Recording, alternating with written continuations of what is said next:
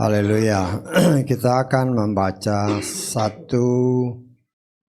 Tesalonika 5 ya, ayat-ayat yang sering kali kita dengar. 1 Tesalonika 5 ayat 16 sampai ke 22. Semua ayat ini sering kita dengar ya, yang kita baca bersama-sama sebagaimana tertulis di depan. 1 Tesalonika 5 ayat 16 sampai ke 22. Kita baca bersama 3, 4. Bersukacitalah senantiasa, berdoalah tanpa henti-henti, mengucap syukurlah dalam segala hal, karena inilah kehendak Elohim dalam Hamasya Yeshua bagi kamu. Janganlah memadamkan roh, janganlah memandang rendah nubuat-nubuat. Ujilah segala sesuatu, pegang eratlah apa yang baik. Jauhkanlah dirimu dari segala bentuk yang jahat. Amin. Silakan duduk. Puji Bapak Yahweh, kita bersyukur ya. Semua ayat ini kan seringkali kita dengar ya. Selama kurang lebih 365 hari ya dari tahun 2025 ini, betul kan 365 ya, karena ini kan bukan tahun kabisat ya, 365 hari. Terus kalau ditanya balik ini,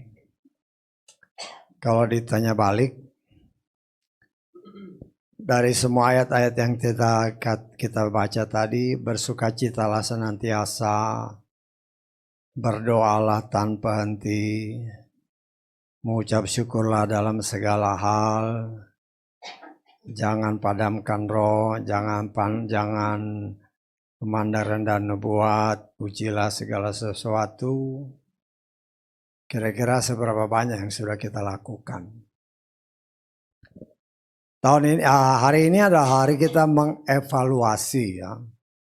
Kita tahu ya, setiap usaha, setiap perusahaan, ya bahkan setiap rumah tangga ya, mereka ya, kalau perusahaan dan usaha-usaha itu ya pasti mereka mengadakan evaluasi ya. Sepanjang tahun ini apa yang kita sudah lakukan? Kan setiap perusahaan itu mereka mempunyai goal ya, mempunyai target-target yang harus minimum bisa dicapai ya, sesuai dengan apa yang direncanakan. Tetapi di dalam kenyataannya ya, karena dengan berjalannya waktu kan, perubahan-perubahan yang tidak bisa dikontrol oleh perusahaan itu bisa mengakibatkan dua hal ya, apakah itu bisa menguntungkan atau sebaliknya bisa merugikan ya. Jadi hal-hal yang umum yang di luar batas kemampuan sebuah perusahaan untuk bisa mencapai target yang sudah ditetapkan ya. Dan kalau target itu katakanlah memenuhi apa yang ditargetkan, tentunya akan mendapatkan ya bonus-bonus ya.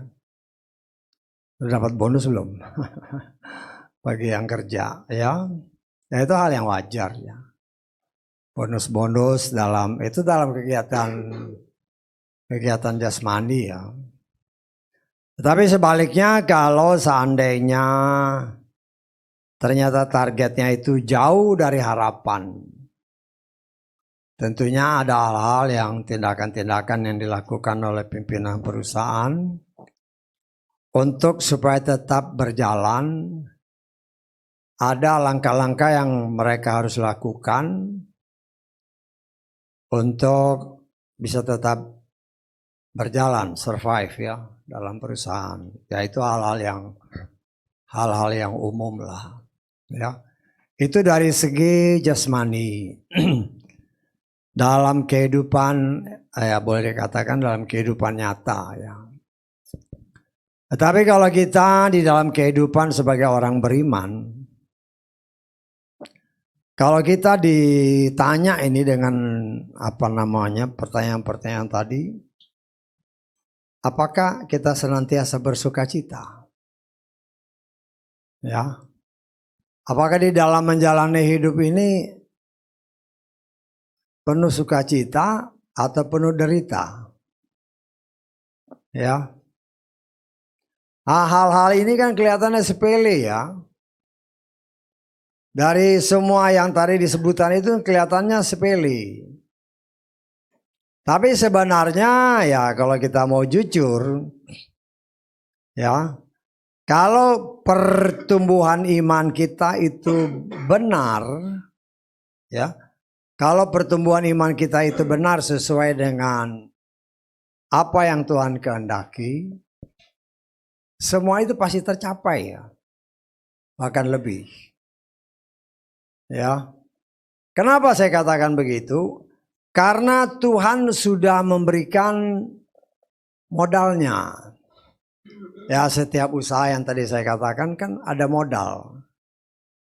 Modalnya ya entah berupa uang atau berupa tenaga dan berbagai macam ya, namanya modal lah untuk melaksanakan suatu proyek. Nah, demikian juga dalam kehidupan rohani ini. Ya. Selama 365 hari kita menjalankan kehidupan ini. Berapa hari dari 365 hari itu kita benar-benar sukacita? Ya hanya saudara yang tahu ya, kita pribadi lepas pribadi kan. Karena sukacita itu ya hanya pribadi yang tahu. Karena kadang-kadang orang kelihatannya tersenyum, tetapi hatinya hancur, penuh dengan kekecewaan. Tetapi hanya untuk menutupi keberadaan yang sebenarnya di mata orang, seringkali manusia ini ya bermain sandiwara, ya. Tetapi di hadapan Tuhan nggak bisa, ya. Memang kerinduan hati kita, apa yang dikatakan tadi dari ayat 16 saja dulu, bersukacitalah senantiasa. Di dalam kenyataan jangankan 365 hari, dalam 24 jam aja, apakah kita senantiasa itu kan artinya continuously ya, artinya tetap gitu kan. Tetap, jadi frekuensinya tetap ya, nggak turun naik, tetap gitu, rata. Ya, kalau turun naik kan berarti kadang-kadang senang, kadang-kadang susah, senang susah.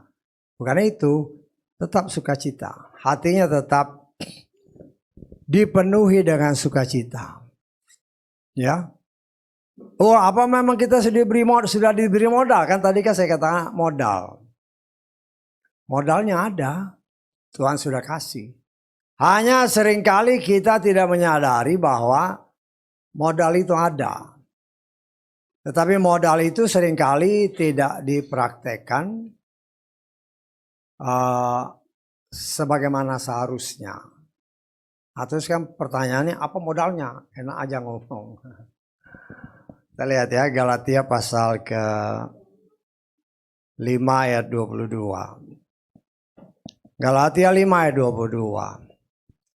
Akan tetapi buah roh adalah kasih, sukacita, damai sejahtera, kesabaran, kemurahan, kebaikan, iman, kelemah lembutan, pengendalian diri.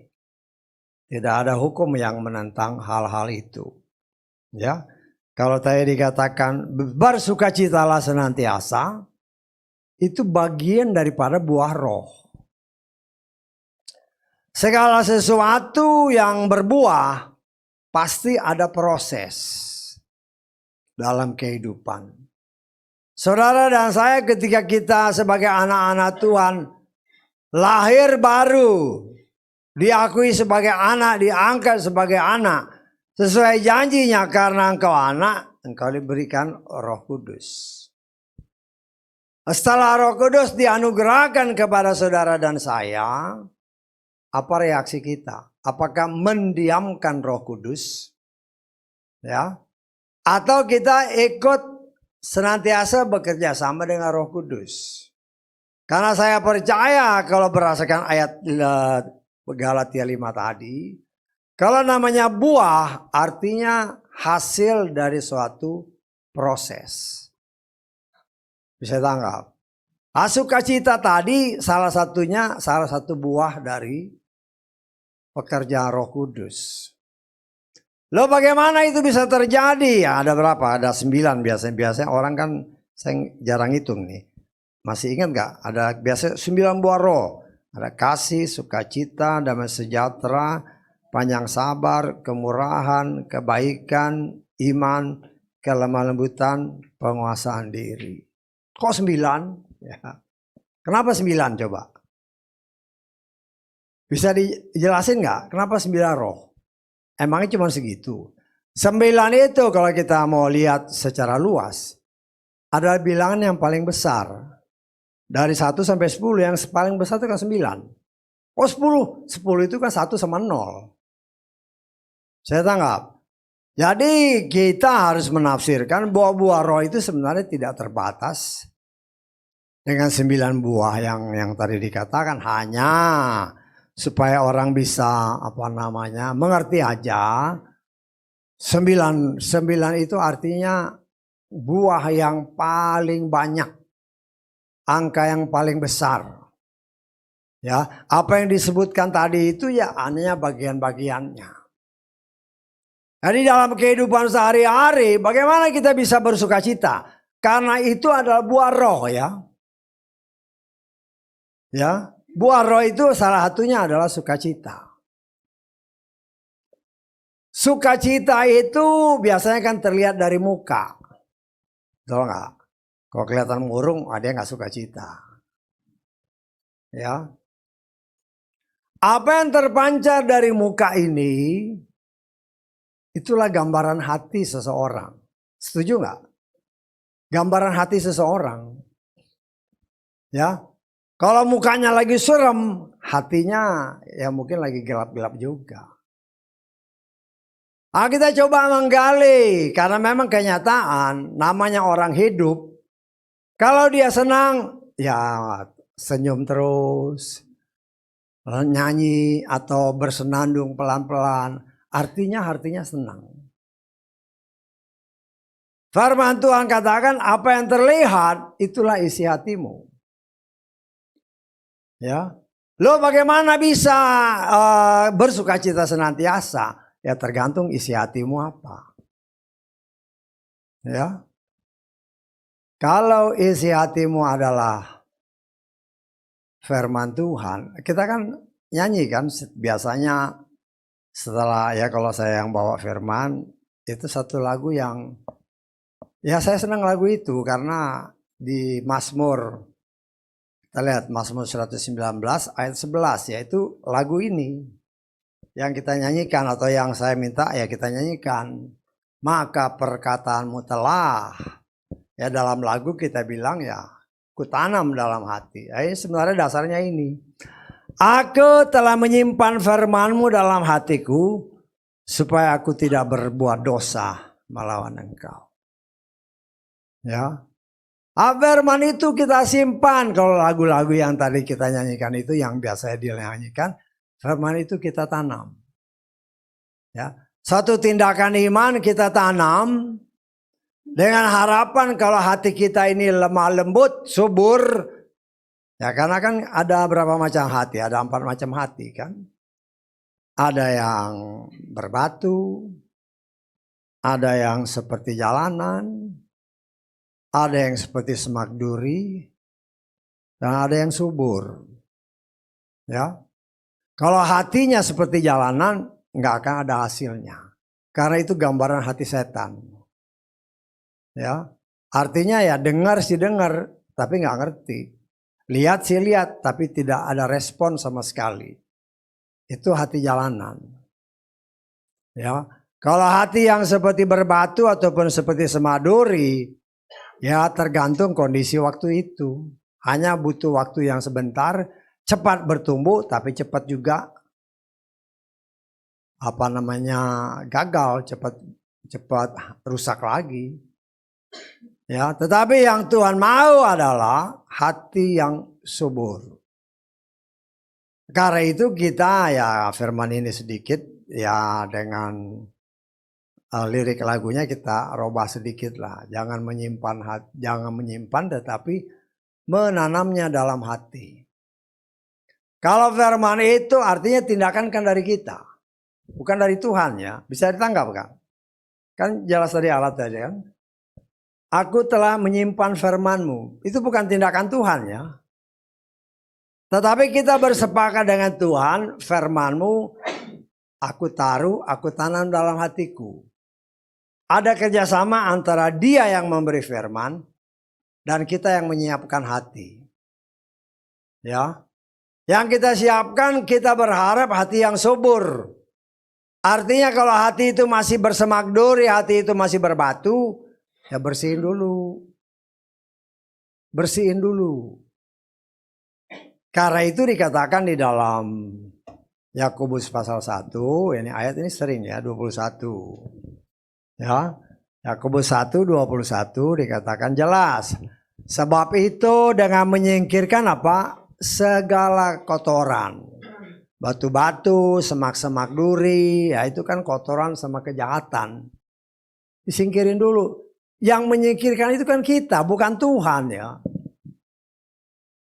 Bukan Tuhan. Karena kita ini punya karakter yang gak beres. Nah, tindakan kita ya singkirkan. Ini itu apa namanya kejahatan kotor itu batu-batu itu semak-semak singkirkan. Nah, seperti yang saya suka ceritakan, kalau saudara mau nanam kan gali, kalau ada batu-batu kan disingkirin. Supaya apa? Supaya subur. Arti tindakan itu dari kita. Tuhan menyiapkan benihnya. Firman-Nya Dia siapkan. Lah kalau kita mau bertindak artinya bekerja sama dengan Tuhan. Dia berikan firman, kita ambil tindakan, kita percaya firman itu, ku tanam dalam hatiku Tuhan. Yang subur, lemah lembut kan, sini katakan hati yang lemah lembut artinya hati yang subur. Hati yang mau menerima apa yang dikatakan firman. Jangan berontak. Ya, belajar menerima apapun yang difirmankan Tuhan, ya percaya aja.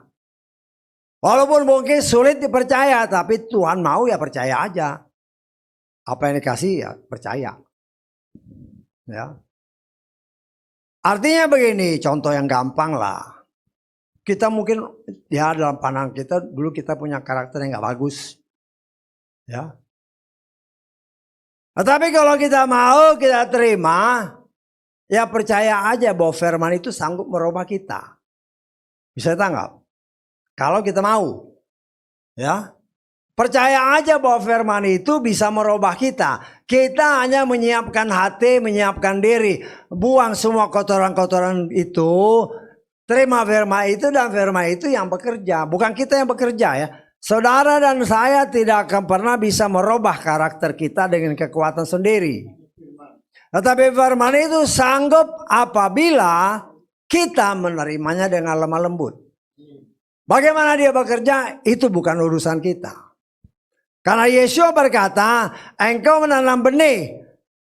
Kemudian engkau tidur, engkau tidak tahu bagaimana dia bertumbuh. Tapi setelah beberapa hari engkau lihat dia tumbuh. Ada benih yang mulai muncul bertunas. Kita nggak tahu bagaimana bertumbuhnya. Itu melambangkan yang penting dari pihak kita. Firman itu kita terima dengan lemah lembut dan percaya. Percaya Dia akan bekerja. Nah itulah bagian dari proses. Roh Kudus itu kita terima karena kita sudah menjadi anak adopsi. Ya kan banyak orang, oh saya kayaknya nggak punya Roh Kudus. Kita harus mengerti bahwa kalau kita bisa percaya kepada Dia yang kudus, itu berarti sudah ada Roh Kudus dalam hati kita. Nggak mungkin ya, firman Tuhan katakan, tidak mungkin kita bisa mengatakan Yesus itu Tuhan tanpa Roh Kudus. Saya tanggap. Nah kalau kita sudah punya Roh Kudus, tidak mungkin kita mengatakan, firman Tuhan bilang, terkutuklah dia yang agung. Nggak ada, nggak bisa. Tidak akan mampu. Kenapa? Karena Roh Kuduslah yang membuat kita bisa untuk mengendalikan diri. Sehingga tidak mengeluarkan kata-kata yang tidak sesuai dengan apa yang dikehendaki oleh Roh Kudus. Lah ketika kita menerima Roh Kudus, ya kan sesuai janji Tuhan. Karena engkau anak, artinya dibaptis dengan benar, cara yang benar, nama yang benar. Engkau sudah diadopsi sebagai anak. Percayalah bahwa engkau sudah diberi Roh Kudus. Nah, tinggal bagaimana respon kita terhadap Roh Kudus yang sudah dianugerahkan. Kita kan, aduh, apa aku sudah punya? Berarti kau nggak percaya firman. Bisa ditangkap maksud saya? Kita harus percaya apa yang dikatakan firman itu ya dan amin. Kalau Galatia, kita lihat lagi Galatia pasal ke-4 ayat ke berapa itu, ayat ke-6. Galatia 4 ayat ke-6. Karena kamu adalah anak, Elohim telah mengutus Roh Putranya ke dalam hatimu yang berseru, Aba, Bapa. Ya, jangan, oh ini harus bisa berbahasa lidah. Bahasa lidah itu karunia ya. Bisa tanggap. Kalau Tuhan mau kasih, ya dikasih. Tetapi ketika kita terima Roh Kudus, kita akan memanggil dia Bapa. Bukan karena kita, tetapi rohnya yang di dalam kita mengajar kita, memampukan kita untuk mengatakan dia Bapa kita. Karunia berbahasa lidah itu bagian daripada karunia. Kalau memang Tuhan mengendaki, kan ada begitu banyak karunia-karunia kan. Kalau saudara baca di dalam apa namanya, ya kita baca aja lah ya supaya ngerti dikit ya. 1 Korintus 14. Kita baca ayat 1 lah ya. Kejarlah kasih dan dambakanlah hal-hal rohani yang terlebih lagi supaya kamu dapat bernubuat. Sebab yang berbicara dalam bahasa lidah, dia berbicara bukan kepada manusia, main kepada Elohim, karena tidak seorang pun mendengarkan dan dia membicarakan misteri dalam roh. Namun yang berbuat dan seterusnya, ini karunia-karunia. Ya, karunia-karunia Roh Kudus yang diberikan Tuhan. Ya. Tetapi satu hal yang kita percaya, kalau kita menerima Roh Kudus, maka Roh Kudus itu akan mengajar kita, memampukan kita, bukan saja mengerti firman, tetapi dapat mempraktekannya. Nah, itulah bagian daripada proses sehingga kita menghasilkan buah-buah roh yang tadi 9 biji itu. Saya tidak katakan itu pasti 9 ya, karena 9 itu angka yang paling besar. Artinya ya karunia Roh Kudus itu banyak sekali. Banyak buah roh itu banyak sekali. Ya. Buah-buah roh ya bagaimana Tuhan mau memberikannya. Tergantung hubungan kita dengan Dia. Nah, Tuhan menghendaki kita terus-menerus berbuah sebagaimana yang Tuhan anugerahkan bagi setiap pribadi kita anak-anaknya. Ya. Kalau mau berbuah banyak, ya kalau nanam kan, oh supaya lebat, kasih pupuknya lebih banyak. Pupuk yang lebih bagus. Artinya tindakan itu dari kita hati kita ini semakin kita bergaul dengan Tuhan, semakin banyak karunia yang dianugerahkan bagi kita. Kenapa? Semakin bergaul dengan Tuhan, kan semakin dekat. Tuhan hanya memberikan karunia-karunia bagi orang yang bisa dipercaya. Ya. Nah, disinilah kita melihat, kita coba mengerti kehendak Tuhan. Bagian daripada bersukacita yang tadi kita baca dalam 1 Tesalonika tadi, bersukacitalah senantiasa. Kenyataannya bagaimana? Sepanjang tahun ya. Sepanjang tahun, aduh, hidupku ya akhirnya kalau ada mulai sendiri kan, hidupku naik turun. Kadang-kadang sukacita, kadang-kadang enggak. Ya kalau mengevaluasi diri dan kita dapatkan diri kita seperti itu, apa yang harus kita lakukan? Kan gitu kan? Kan setiap pribadi kita nih, saya dan saudara, aduh karena aku di atas sukacita terus. Tapi kadang-kadang turun. Loh kenapa? Kenapa? Karena kalau dibilang bersukacitalah senantiasa itu nggak naik turun. Steady dia.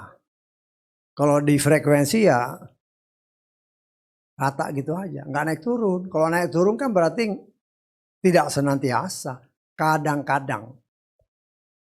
Kadang-kadang sukacita, lagi berkat, wah sukacita. Lagi nggak duit, waduh duka cita. Itulah yang seringkali dialami oleh banyak orang yang menamakan diri orang percaya. Kita mengevaluasi.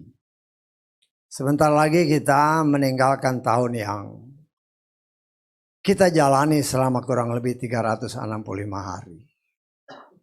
Ya, kalau kita tidak melakukan sukacitalah senantiasa, kalau saya boleh katakan kita belum melakukan apa yang Tuhan perintah. Itu kan perintah kan? Bersukacitalah senantiasa. Kenyataan tidak. Artinya belum sepenuhnya buah roh itu nyata dalam hidup kita. Artinya kalau saya boleh katakan pupuknya kurang. Harus diberi pupuk lagi supaya semakin bertumbuh. Buahnya semakin lebih banyak, semakin lebih mantap. Dan frekuensinya semakin steady, tidak naik turun. Ya, artinya itu bukan dari Tuhan ya, dari kita sendiri.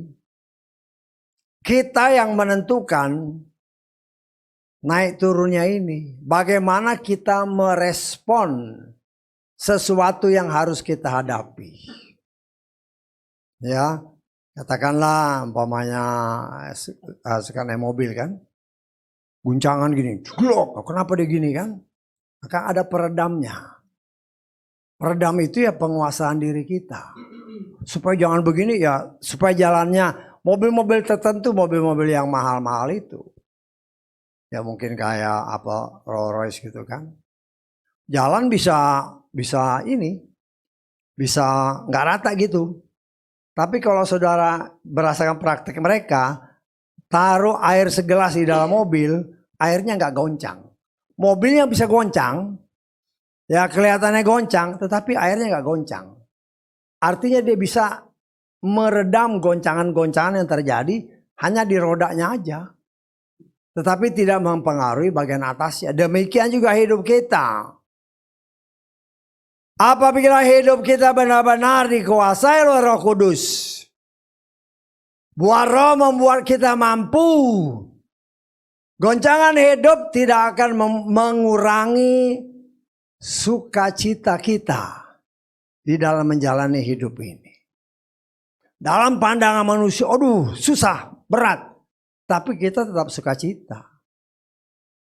Dan saya percaya apa yang dikatakan firman Tuhan bersukacitalah senantiasa. Itu pasti bisa terjadi. Karena semua apa yang tertulis itu tidak ada sesuatu yang mustahil. Hanya bagaimana respon kita terhadap firman. Respon kita terhadap roh yang dianugerahkan Tuhan bagi saudara dan saya. Roh Kudus itu dianugerahkan bagi saudara dan saya untuk memampukan kita menghadapi berbagai macam situasi kondisi dunia ini ya. Peredam tadi itu. Bisa ditangkap nggak kalau saudara naik mobil kan jalannya gini nih. Di mobil kalau saya nggak salah mobil Rolls Royce. Taruh gelas nggak ada airnya. Itu airnya sedikit sekali gelombangnya. Sedikit sekali gelombangnya. Semalam saya lihat di TV ya, kebetulan di bawah ada TV kan. Ada satu pencobaan. Dua orang. Satu perempuan, satu laki-laki. Ya. Yang laki-laki ini membuat satu unit alat. Kalau dia tempel alatnya ini dengan getarannya, itu daun-daun bisa rontok semua. Ditempelin, saya nggak tahu saudara, semalam saya lihat. Ditempel gini, ini pohon pamannya, dia tempel gini, terus dia bikin goyang. Itu daunnya rontok semua sampai habis. Tetapi yang perempuan ini dia menciptakan alatnya kecil. Ya. Dia kasih lihat ini barang saya taruh di atas meja begini.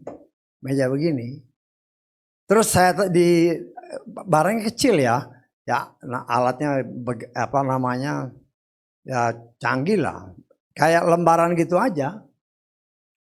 Tempel, terus ditaruh gelas di atasnya. Nanti kita lihat katanya. Diadu kan. Engkau getarin ini. Ya. Ini tumpah apa enggak? Ya. Kalau pohon hancur rata semua. Digoyang gitu.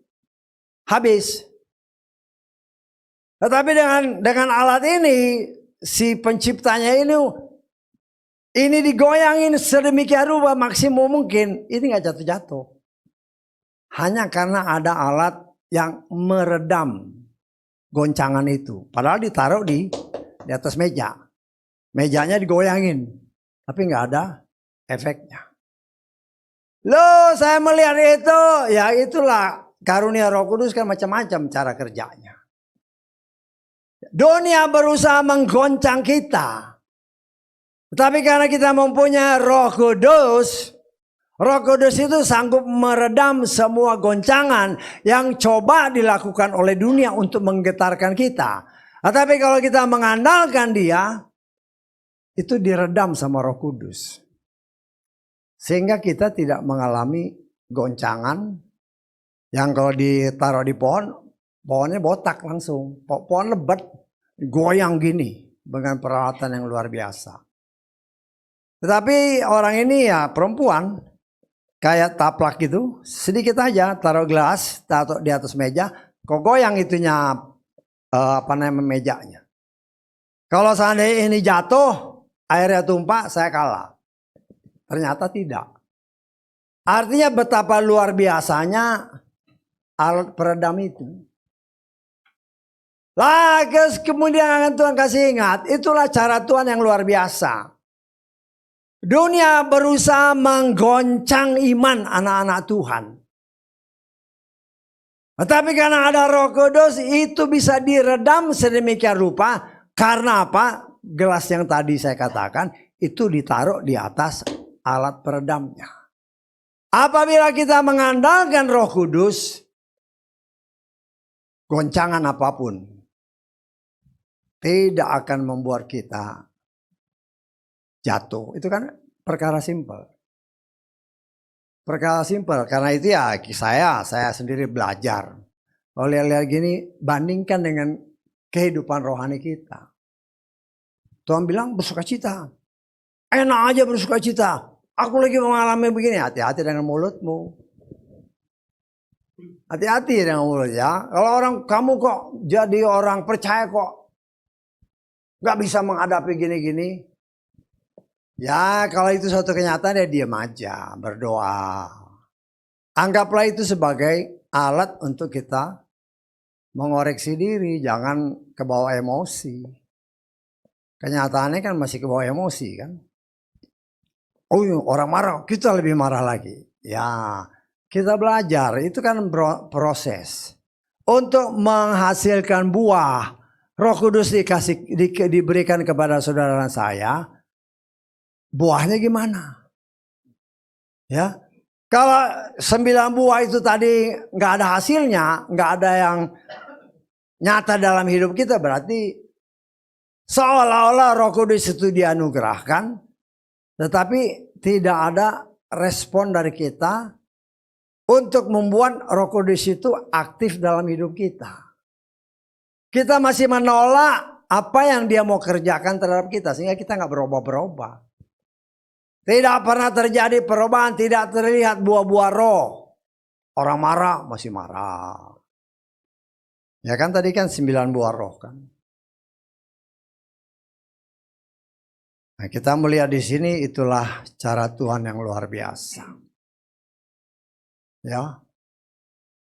Nah, kalau kita mengandalkan Roh Kudus berdasarkan itu tadi itu kenyataan ya. Yang saya ceritakan kepada saudara itu nyata. Saya lihat di global tracker kalau nggak salah.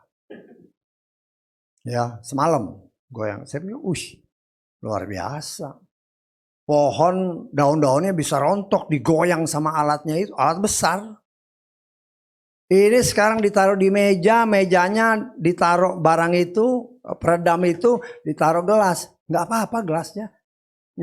Nggak jatuh dia. Walaupun udah digoyang kenapa? Teredam. Ya dengan peralatan itu. Itulah yang saya katakan, itulah Roh Kudus. Kalau kita hidup benar-benar berdasarkan kekuatan Roh Kudus. Roh Kudus yang akan meredam segala sesuatu yang dunia berusaha untuk merobohkan iman anak-anak Tuhan.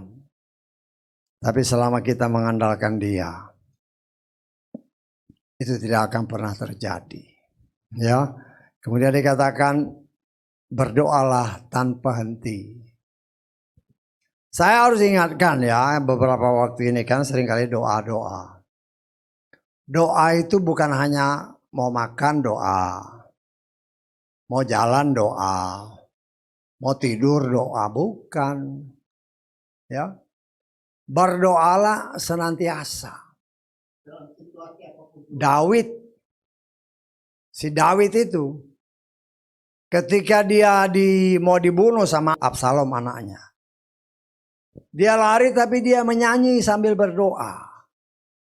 Ya, kita lihat di dalam Mazmur ya. Mazmur pasal ke-3 ayat 1 coba. Ya, judulnya apa? Nomor ayat 1 nih. Mazmur Daud ketika dia melarikan diri dari hadapan Absalom anaknya. Kan si Absalom ini mau membunuh si bapaknya. Ya. Ketika dia dalam kesulitan, Mazmur ini artinya dia mengeluarkan puisi, dia bernyanyi.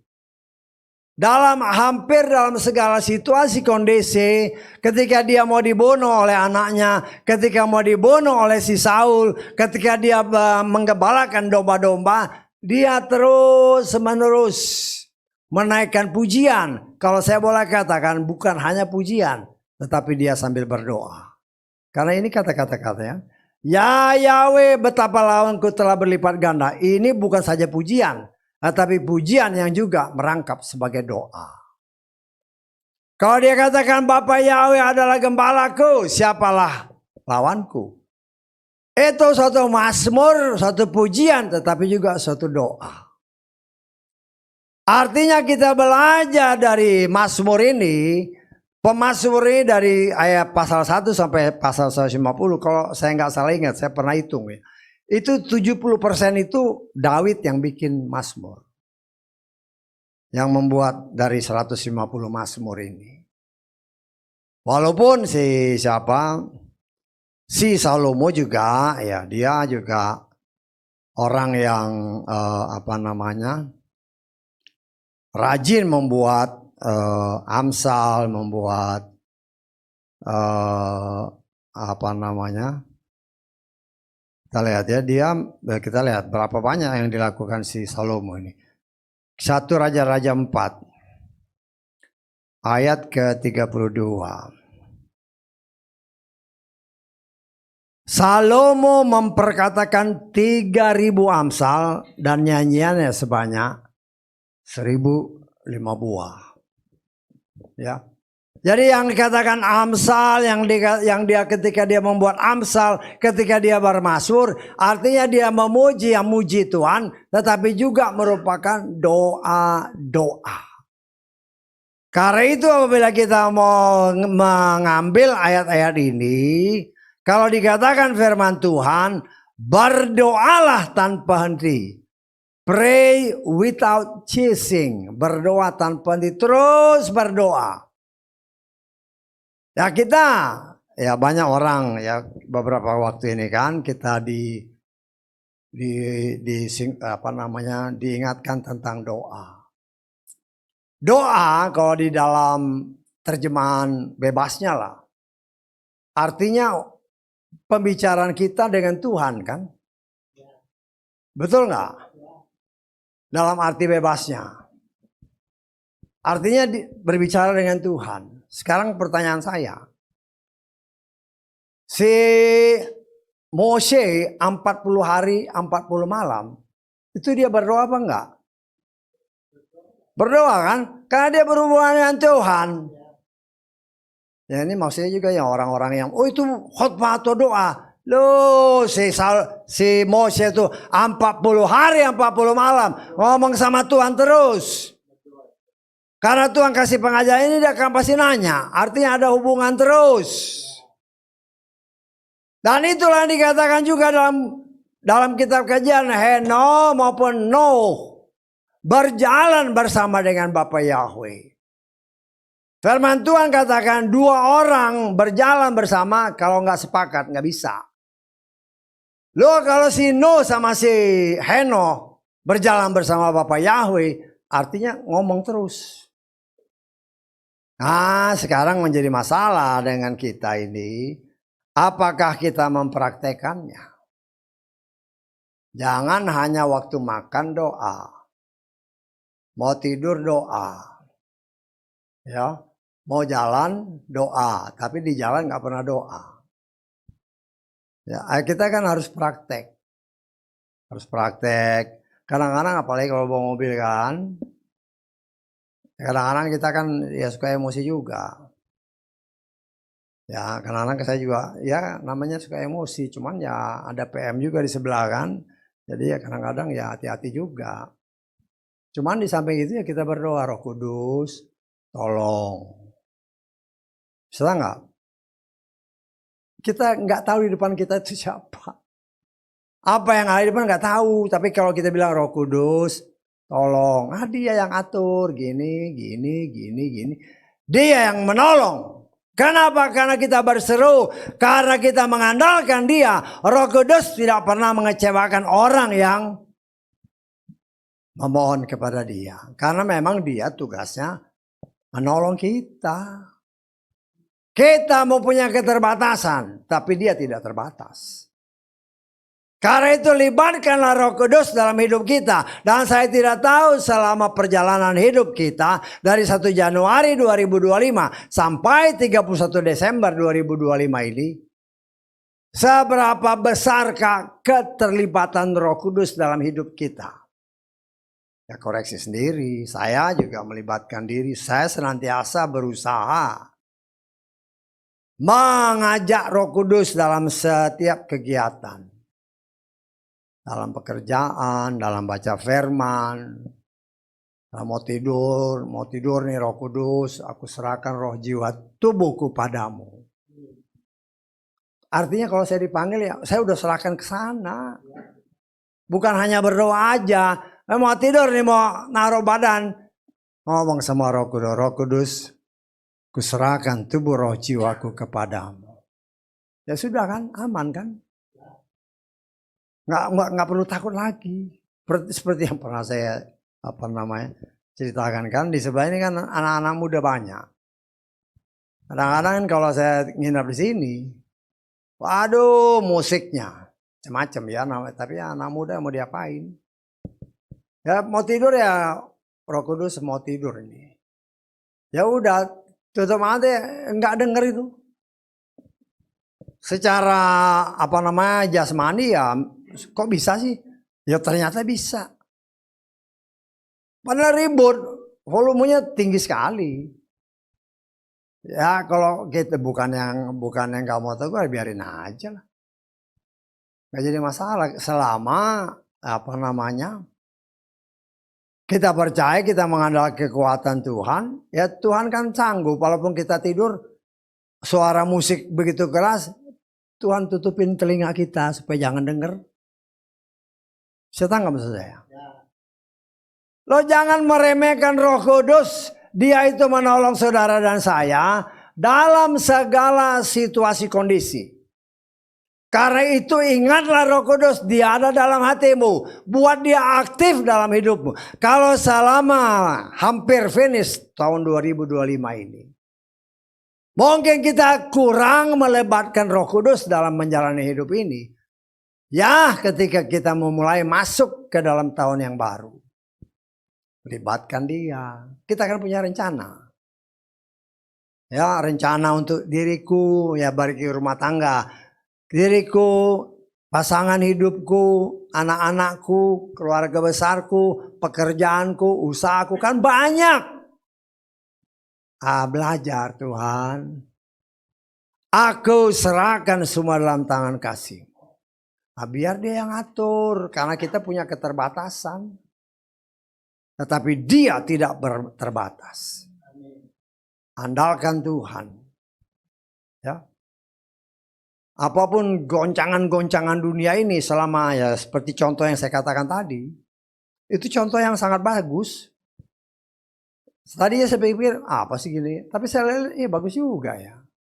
Artinya diterapkan dalam praktek iman kita. Kita bisa mengandalkan atau saya bisa mengumpamakan barang ini yang sepotong begini paling 20 kali 20. Tapi ya lapis gitu kan, macam-macam lapisan. Walaupun digoncang bagaimana, airnya nggak tumpah, gelasnya nggak jatuh. Padahal pohon itu daunnya rontok semua, pohon besar.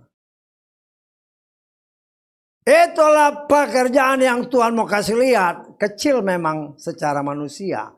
Lawannya besar. Mesin besar. Ya kayak doser-doser itu.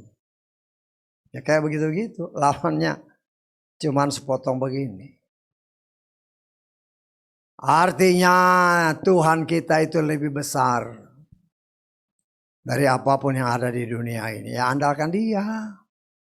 Ya andalkan dia. Dan ketika kita terus berdoa, belajar berdoa dalam segala situasi kondisi. Ya, dalam segala situasi kondisi. Kalau mau masuk ya tadi ada kesaksian kan anak muda. Saya lihat logatnya udah mulai beda dia. Iya kan, logatnya agak beda kan. Tapi ya nggak apa-apa sih. Asal jangan hatinya. Tapi kan dia udah mengandalkan Bapak Yahweh. Ya Tuhan izinkan pengalaman-pengalaman seperti itu. Di dunia yang istilahnya asing. Ya, kita harus percaya bahwa kita itu tidak sendiri. Tetapi ada dia di dalam hati kita. Roh Kudus ada di dalam hati kita. Ya, Roh Kudus saya yang mengingatkan dia ketika dia hanyut. Dia masih berdoa. Tuhan itu tidak butuh omongan yang panjang, Tuhan tolong ya, dia tolong. Tapi kalau kau lupa minta ya itu akibatnya bahaya. Tapi itu satu pengalaman yang bagus. Bukan saja bagi saya tapi juga bagi kita dalam menjalani hidup ini. Ya. Walaupun kan menurut pengakuan tadi nggak bisa berenang. Loh, tapi kan Tuhan punya cara. Tiba-tiba plak megang kayu. Itu bukan kayu sembayang kayu, malaikat nyodorin itu. Cuman malaikatnya nggak kelihatan. Cuman jangan lupa terima kasih, berdoa. Tapi kan dia tadi berdoa, menangis. baru ya cara Tuhan. Kadang-kadang anak muda itu kan kalau dikasih pengalaman yang seperti itu baru sadar bahwa dia butuh Tuhan. Nah, saya mengucap syukur kesaksian tadi ya. Kan dia nangis tadi. Dia selamat, dia nangis. Itu sebagai suatu pembelajaran bagi dia pribadi dan bagi kita semua. Dalam segala situasi kondisi, andalkan Tuhan. Berdoa tanpa henti. Katakan firman Tuhan, mengucap syukurlah dalam segala hal. Bukan aja ketika diberkati, ketika menghadapi banyak kelimpahan, dalam segala hal. Karena di dalam menghadapi segala hal dan kita mengucap syukur dalam segala hal, sesungguhnya kita sedang diuji. Apakah kita melakukan firman? Bisa tangkap maksud saya? Ya, dalam segala situasi kondisi, kalau kita bersungut-sungut, kalah udah. Kalah itu. Tuhan bilang, aku benci persungutan dan orang yang bersungut-sungut. Di antara bangsa pilihannya, kata firman Tuhan, banyak yang dibinasakan Tuhan. Nah, kita belajar. Tuhan gak mau kita bersungut-sungut. Karena Tuhan mau hidup saudara dan saya penuh dengan sukacita. Dan ketika firman itu bertata dalam hati kita, ya bagaimana bertata? Ya harus baca. Kalau baca aja males ya repot. Kan saya berkali-kali katakan baca firman. Ya sekecil apapun baca, kemudian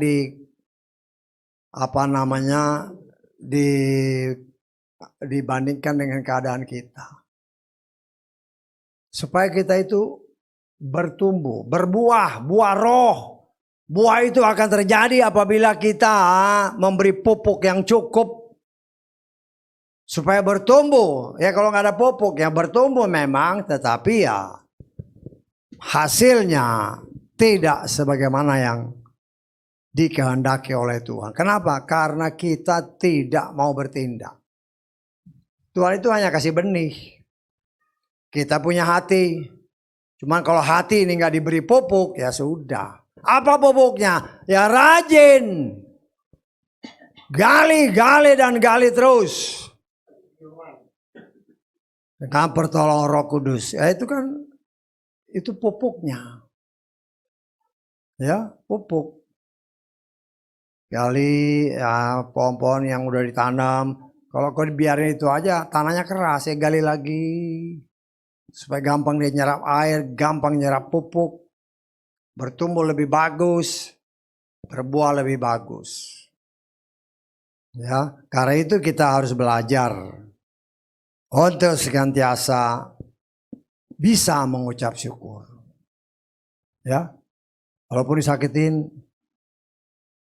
rasanya sakit, belajar Tuhan, terima kasih. Ya mungkin kita gagal kan, mungkin kita gagal. Jangan marah sama Tuhan, koreksi diri, kenapa aku gagal ya? Malas ya gagal. Ya, koreksi diri, karena Tuhan benci pemalas. Ya, nah kita harus sangat berhati-hati ya. Karena banyak orang-orang itu kan biasanya, katakanlah anak-anak sekolah. Ya, mau ujian, waduh belajarnya luar biasa. Datang lagi ke Pak Pendeta tolong didoain. Tinggal semalam kau minta doa. Sekian puluh hari kau main-main. Siapa yang salah? Ya, jangan bilang Pak Pendetanya doa tapi nggak manjur doanya. Jangan kau bela diri dengan cara yang salah. Ya. Kita harus mengerti kehendak Tuhan dengan benar dalam segala hal. Ya. Tuhan mau saudara dan saya maju, tetapi semua itu ada proses. Dalam pekerjaan, dalam rumah tangga, dalam studi, dalam segala hal ada proses. Tetapi apabila kita mohon pertolongan Roh Kudus terlibat dalam proses itu, maka proses itu yang tadinya mungkin muter-muter jauh, tapi karena Roh Kudus bisa bypass. Setanggung saya. Tidak ada yang mustahil bagi Tuhan. Ya. Nah kita sebentar lagi melewati tahun 25 ini. Ya mungkin tadi yang dikatakan membuat kita mengevaluasi diri. Jangan diulangi lagi tahun depan. Jalani mungkin hal yang sama. Tapi jalani dengan cara yang lebih baik. Kenapa lebih baik? Karena Tuhan mau saudara dan saya lebih baik. Tetapi kalau caranya sama juga, tidak ada perbaikan, ya tetap hasilnya sama atau bahkan lebih buruk. Karena itu dari kita harus ada tindakan. Tindakan kita mau jalan, Roh Kudus menyertai. Roh Kudus yang memonitor. Roh Kudus yang menolong. Sehingga hidup saudara dan saya semakin hari semakin maju. Ketika Roh Kudus berbicara, jangan hati kecilku, kan suka gitu. Tapi hati kecilku bicara gini. Tapi firman bilang begini, mana yang kau ikuti? Mau ikuti hati kecil atau mau ikuti firman? Hati-hati. Kadang-kadang tapi hati kecilku ngomongnya kayak gini. Koreksi diri. Itu hati kecil itu dari siapa? Dari Tuhan atau bukan? Kalau sesuatu itu sudah bertentangan dengan firman, jangan lagi kau berkompromi. Kalau sudah tahu, firman Tuhan bilang gini, ya sudah. Hati kecilmu jangan kau ikuti. Ada tertulis. Ikuti. Dan itulah yang Tuhan kehendaki supaya kita berjalan sebagaimana kehendak Tuhan. Ya. Katakan firman Tuhan, ya banyak hal-hal ya. Mungkin jarang kita mendapatkan nubuat-nubuat, tapi kalau Tuhan berikan, ya nyatakan aja. Nubuatan itu kan sesuatu pernyataan yang Tuhan kehendaki untuk kita nyatakan. Tapi kalau kita dinyatakan, ya berdoa supaya nubuatan itu jelas apa sih. Karena penglihatan itu juga bisa juga merupakan suatu nubuatan. Karena itu ya berdoa, karunia-karunia kita macam-macam kan. Saudara punya karunia macam-macam seperti apa yang dikatakan Korintus tadi. Karunia itu ya pemberian dari Tuhan. Berusahalah mempraktekkan apa yang dikaruniakan supaya semakin disempurnakan. Sehingga kita semakin peka. Karena itu pemberian dari Tuhan. Si A dapat karunia ini, si B dapat ini. Lah semakin ditingkatkan, kemudian disaksikan, oh kita mendapatkan berkat. Saya tanggap ya. Kemudian dikatakan oleh firman Tuhan. Ujilah segala sesuatu dalam hidup ini. Segala sesuatu di muka bumi ini. Pasti ada alat ujinya. Pasti ada alat uji. Umpamanya 1 meter. 1 meter ya meteran tukang pakaian sama meteran tukang batu bisa beda. Bisa tanggap? Kan ini ya materialnya juga beda kan. Kalau meteran tukang pakaian kayak kain gitu.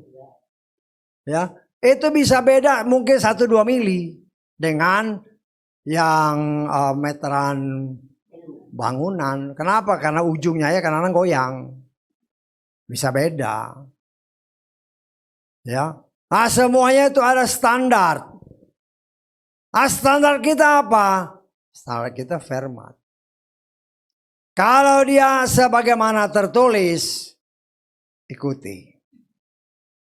Bukan sebagaimana yang dikatakan oleh pelayan Tuhan. Saya tidak mengajarkan taat kepada apa yang dikatakan pelayan Tuhan. Bukan berarti juga membantahnya. Koreksi apa yang dikatakan. Umpamanya saya ngomong. Cek dulu ini sesuai nggak dengan firman. Kalau sesuai firman, ya lakukan. Kalau tidak sesuai firman, hati-hati ya doa. Patokan kita adalah firman. Ada tertulis. Bukan tersirat. Karena kita mau hidup kita semakin maju. Tahun boleh berubah. Tapi standar itu nggak berubah. Saya tanggap. Standar segala macam barang di dunia ini kan ada standarnya. Timbangan juga ada standarnya. Ya, ya di pasar itu kan banyak orang main curang-curang, tapi ada standarnya. Yang ngetes ini timbanganmu benar apa enggak? Ada alat ukurnya. Ada demikian juga dunia ini. Tahun boleh berubah, tapi standar firman Tuhan kekal. Tidak berubah oleh waktu. Nah, kita harus mempunyai standar iman yang benar. Terlebih dengan semakin bertambah tahun, semakin bertambah dekat waktu kedatangan. Ya, semakin lebih menyesuaikan diri dengan standar yang benar. Yaitu firman. Ya kalau dulu ya mungkin sering berkata, nggak apa-apa lah, sedikit-sedikit kan Tuhan ngerti, jangan lagi kayak gitu. Kan sering kali gitu kan, nyolong sedikit, kan sedikit nggak apa-apa, Tuhan kan ngerti kita lagi begini. Jangan lagi ada seperti itu, nggak bisa. Karena proses itu semakin hari semakin dimurnikan, kita semakin dimurnikan, semakin dekat waktunya semakin disempurnakan. Dan itu bisa terjadi apabila kita mau mengikuti standar itu, yaitu firman. Nah, itulah kasih Tuhan. Kalau kita tidak mengikuti standar, ya mungkin hasilnya ya sampai. Tapi begitu katakanlah harus umpamanya ya badan lah, berat badan umpamanya kan. Oh standarnya harusnya katakanlah 75 kilo. Begitu tank waktunya, ya karena nyuri-nyuri tadi kan, sedikit-sedikit nggak apa-apa lah ya kan. Begitu waktunya ditimbang 75,5 yang di luar standar. Nggak bisa, walaupun cuma setengah kilo, nggak bisa. Nggak diterima. Ya, umpamanya saudara tes apa yang pramugari kan, stewardess itu apa namanya, pramugari kan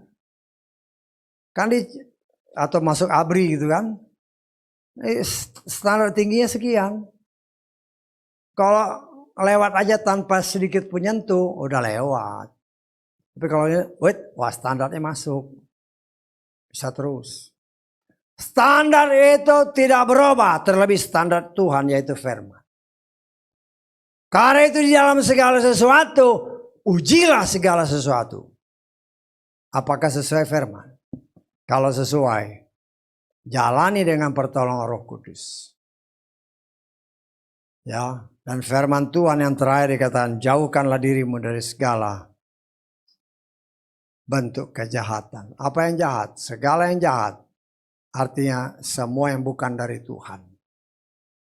Ya, jangan berkompromi dengan yang jahat. Ingat, saudara dan saya ada Roh Kudus di dalam kita. Sedikit kau berkompromi, lama-lama tanpa kau sadari, yang sedikit itu jadi banyak. Jangan sampai karena kompromi yang sedikit-sedikit itu membuat kau gagal, membuat kita gagal untuk diangkat. Ya, sedikit nggak apa-apa lah sedikit. Biasanya kan kalau naik pesawat ya luggage ini kan, nggak apa-apa lah sedikit. Ya. Loh, kalau standar pengangkatannya umpamanya 75 kilo seperti yang saya katakan tadi. Lebih sedikit, nggak naik dia. 75,5 nggak naik. Begitu juga dengan standar iman kita, apabila kita tidak sesuai standar Tuhan, jangan harap terangkat. Nah, kita kan mau diangkat. Karena itu berusahalah mencocokkan diri kita dengan standar Tuhan yang benar. Jangan terbalik ya. Jangan kita mengharapkan standar ini dicocokkan dengan kita, nggak bisa. Kita yang harus mencocokkan diri dengan standarnya Tuhan. Karena dia tidak berubah. Dia kekal. Karena itu saudaraku yang dikasih oleh Bapak Yahweh. Biarlah kita mengakhiri tahun ini dengan kita mengevaluasi diri. Ya, mengevaluasi diri. Ya, seberapa persen dari yang dikatakan oleh firman Tuhan tadi yang sudah saya lakukan. Kemudian di dalam memasuki dan menjalani. Ingat ya, memasuki dan menjalani, jangan hanya masuk. Masuk dan menjalani. Kalau kau nggak bilang mau menjalani, jangan-jangan cuma masuk sini terus game. Masuk, menjalani sesuai waktu Tuhan. Mengikuti standar yang Tuhan sudah tetapkan. Kita berdoa supaya semakin lebih baik dari apa yang telah kita lalui. Karena kita tidak tahu, bisa aja waktu berjalan ini. Waktu sangkakala, ya walaupun dalam perhitungan kita kan tahun 28. Tapi ya bisa aja kan. Bisa aja, kita kan boleh tafsir-tafsir. Walaupun ya saya menafsirkannya paling sedikit Mei 1528. Cuman ya bisa aja kan. Tuhan punya kuasa kalau dia mau merubah. Dan kita juga hanya nafsir-nafsir. Karena itu mari ya kita mengevaluasi diri kita. Karena kita mau bertindak supaya mengakhiri tahun ini menguburkan semua yang tidak benar. Dalam hidup kita dikubur bersama dengan pengalaman-pengalaman yang tidak benar. Memulai dengan memasuki dan memulai dengan yang benar. Lebih baik dari apa yang telah kita lalui. Haleluya. Amin.